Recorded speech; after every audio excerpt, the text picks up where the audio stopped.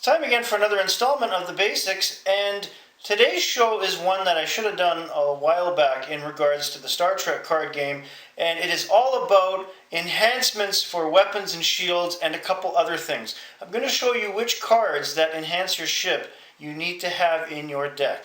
Let's get started, okay?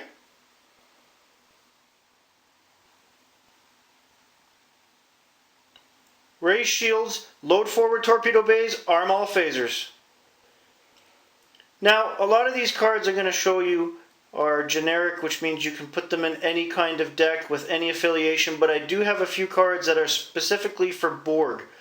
But without any further ado, let me get you into the cards that will go in any deck. The first two, which are big ones, which would be Nutational Shields and Captain's Log. Nutational Shields enhances each of your ship's shields +2 for each engineer aboard, and it's cumulative.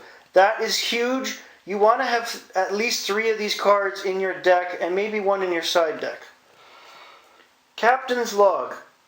Any of your personnel aboard a ship, he or she commanded or captained, and you'll find that in the lore of the ship or the personnel, raises shields +3 and weapons +3.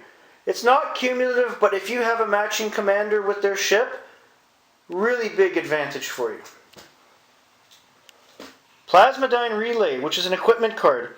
While on a ship, range and shields are +2. While at a station or outpost, shields are +4.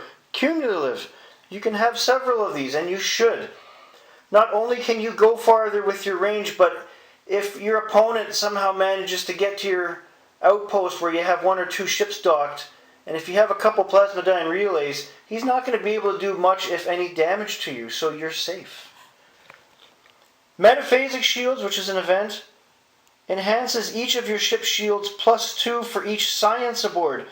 Cumulative.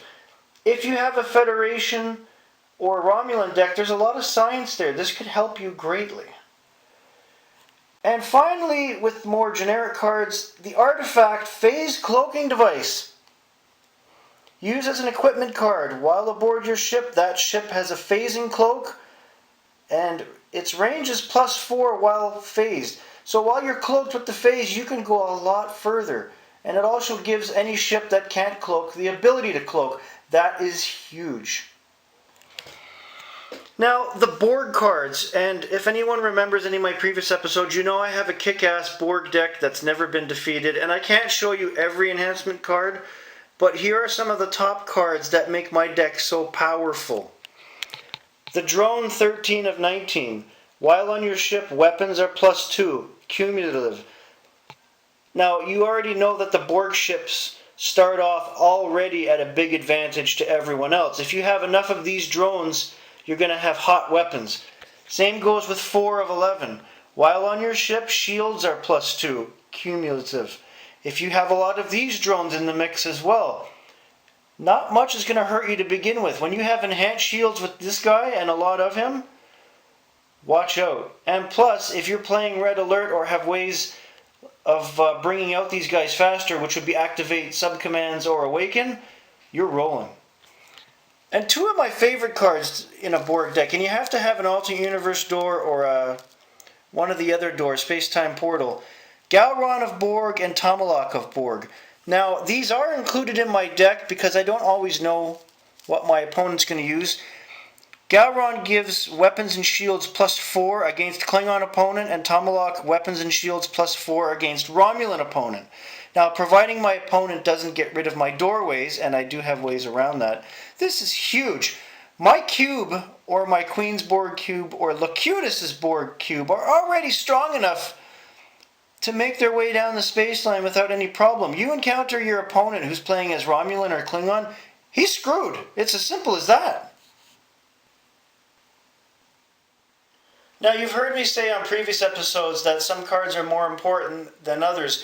Enhancement cards will make or break you depending on the stage of the game and the strength of your opponent and how far along the game is. Everything I've showed you here that works for any kind of deck, minus the Borg cards, they won't just greatly help you, they will pay you dividends further out in the game, and more than likely they will save you a couple times, if not more. So you're going to want to put these cards in your deck. And my rule of thumb is I'll have a few copies of the big cards in my draw deck, and I'll have a couple extras in my side deck. That's all for today. Have a great day, everybody.